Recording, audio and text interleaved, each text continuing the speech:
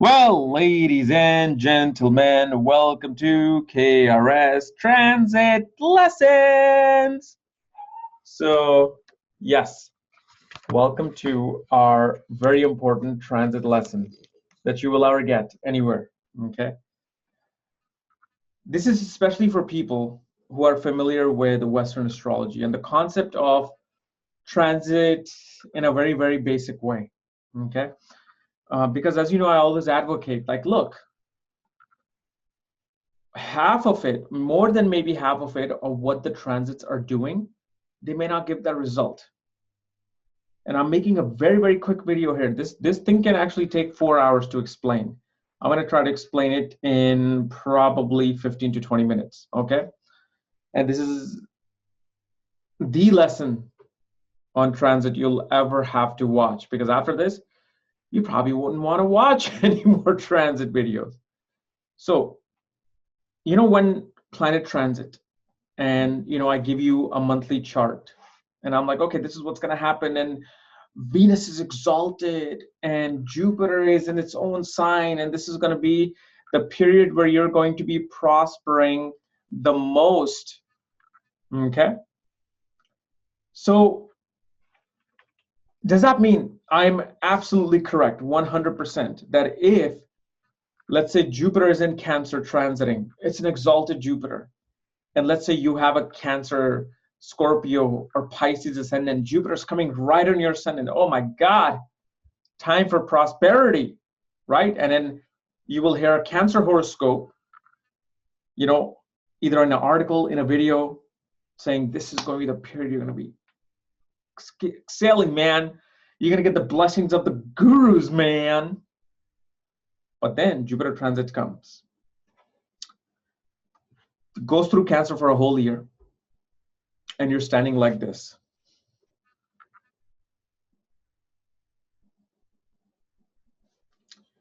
Anytime now, waiting for my prosperity.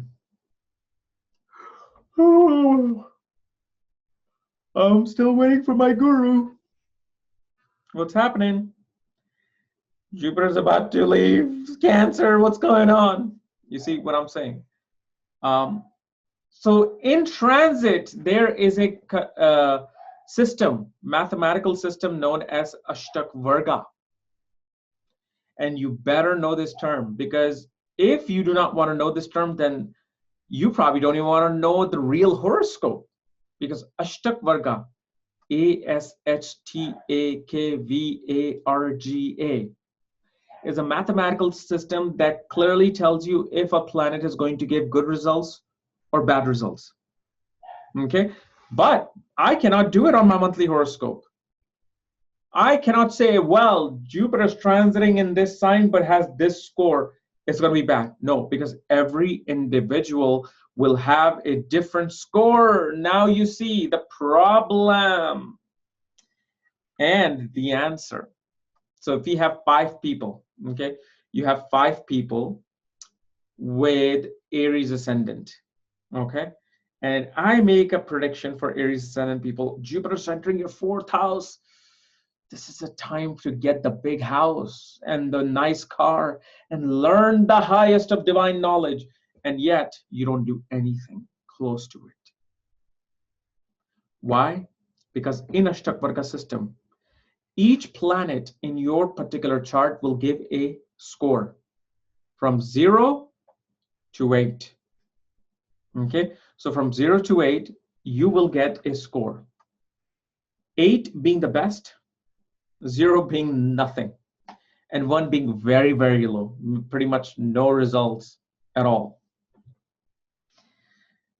And 4 becomes the average. So 4 is like good, neither bad, but it's okay. Okay, anything below 4 is not considered the greatest. Anything above 4 is good. Okay, so I'm going to be showing you an example. All right. And before I show this example, I want to apologize to the soul of this Princess Diana. I want to apologize that I'm exposing your horoscope to the masses, to scrutinize, to say their own comments. Because the thing is, everybody runs to do the latest horoscope of a celebrity, latest horoscope of somebody, and you expose them, like you strip them naked. Do you think that they're loving this when they watch this on YouTube? Because believe me, and I am the best source when it comes to celebrities and how they feel. They do not like it. They do not like it that you are talking about their horoscope, talking about their personal life, their cousins, their sisters, their brothers can be hearing things that they don't want people to know. You watch their art, you watch their performance, leave it to that. Appreciate that. You don't want to make astrology a TMZ. So this is why I only like doing horoscopes of people who have passed on when it comes to celebrity horoscope sharing. And I want to give them the utmost dignity because why? Because we're about to learn from their horoscope. There are teachers. This is something I've learned from my good friend, Eve Mendoza. Every celebrity horoscope is a teacher to us. They teach us. So if you're learning from them, don't make fun of it. Be respectful, okay? So I'm going to be sharing the screen. Okay. So as you see, this is the chart. This is the birth chart of Princess Diana. She's a Scorpio ascendant, number 8. The number 8 is not the house. This is not the 8th house. I made those mistakes early on in my life. This is the sign of Scorpio, which is the 8th sign. And this box is the 1st house. And you simply go counterclockwise. Okay? So this becomes the 2nd house, 3rd, 4th, 5th, 6th, 7th, 8th, 9th, 10th, 11th, 12th. And this is Scorpio, Sagittarius, Capricorn, Aquarius, Pisces, Aries, Taurus, Gemini, Cancer, Leo, Virgo, Libra. There you go. You just learned Vedic astrology chart in 20 seconds. That's how good I am. So on August 31st, I believe Diana passed on. And I don't want to get into all the time cycles that she was going through, okay? Because during this period, she was in her Jupiter-Rahu period. Jupiter-Rahu Sun, okay? So Jupiter is in the 3rd house, which is known as the Marka house because it's 8th from the 8th. So house of death. It's debilitated with the significator of planet of death, Saturn.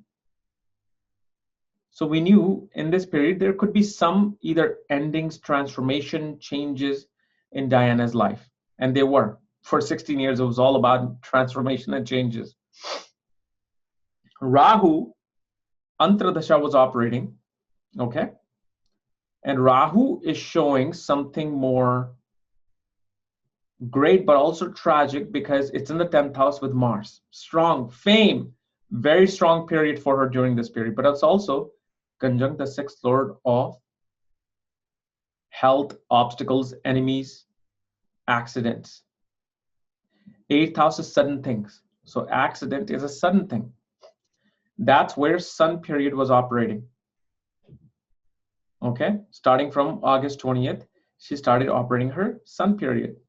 And Sun was in the 8th house of death, rebirth, transformation. So we know, okay, fine. We saw things happening here. But now let me show you about transit. Let's go to the transit chart. So during this period of August 4th, 1997, okay, and we'll go on the day. On the day, this is the birth chart of Diana. The inner thing is the chart. All of this outer plate is the transit. So Venus was transiting Virgo. Mars was transiting the 12th house. Jupiter was transiting the sign of Capricorn. Okay.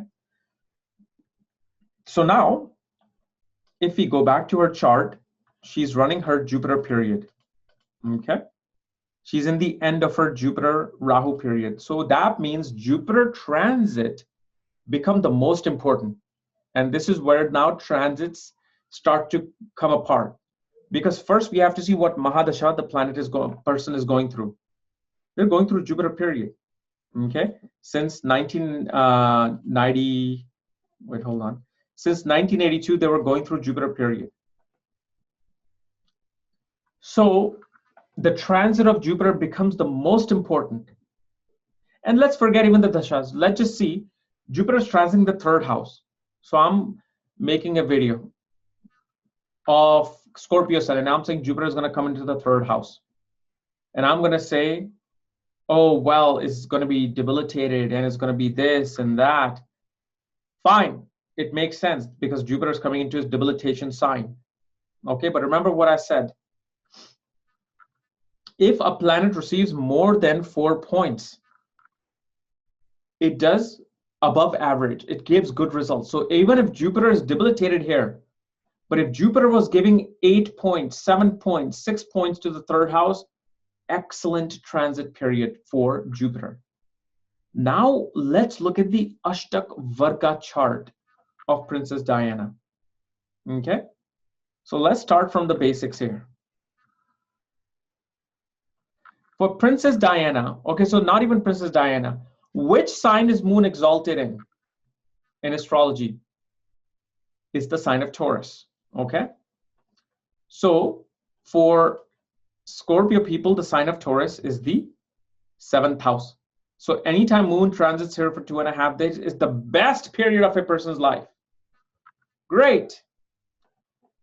So if I try to make a prediction for Diana based on just her Moon transit, and I was not looking at ashtaka varga, I'll be like, oh yes, you're going to be falling in love in that 2.5 days. You'll do extremely well creatively, artistically. But if I look at Princess Diana, ashtaka varga, her 7th house has the sign of Taurus, but guess what? You see these points? These are the actual scores I was talking about, 0 to 8. So how many points does Princess Diana receive in the 7th house?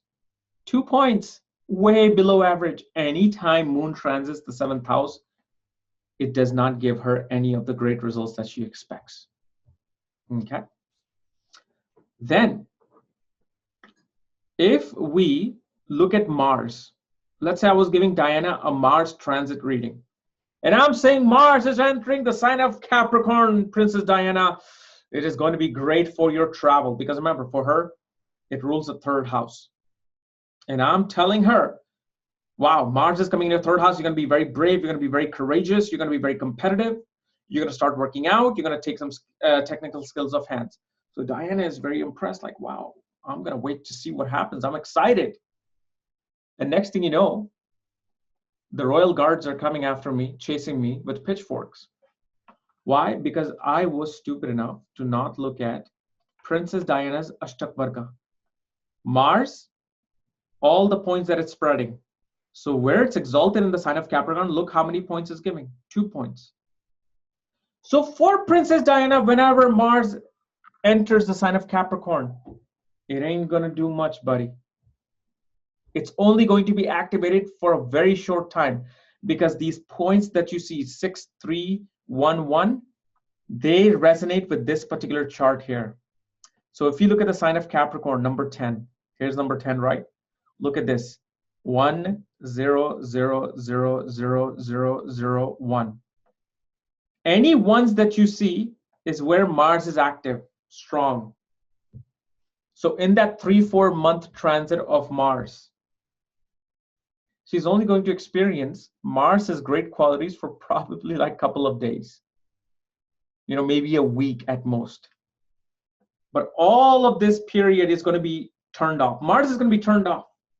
It's not giving any results. So it was supposed to make her very powerful in the middle of its transit. Well, didn't do anything.